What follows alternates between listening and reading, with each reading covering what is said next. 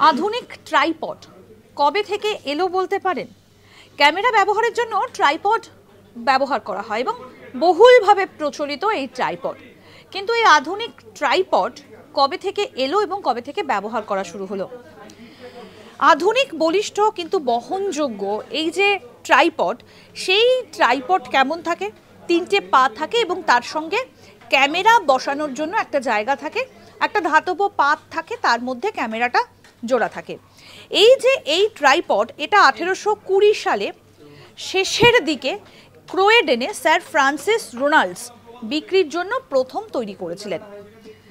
1830 থেকে 1840-এর মধ্যে তিনি মোট 140টা ট্রাইপড বিক্রি করেছিলেন এবং তারপর তার যে নকশা ছিল, অর্থাৎ এই যে 3টে পাওয়ালা পট অর্থাৎ ট্রাইপড, তারপর থেকেই কিন্তু বহুলভাবে প্রচলিত হতে শুরু করে।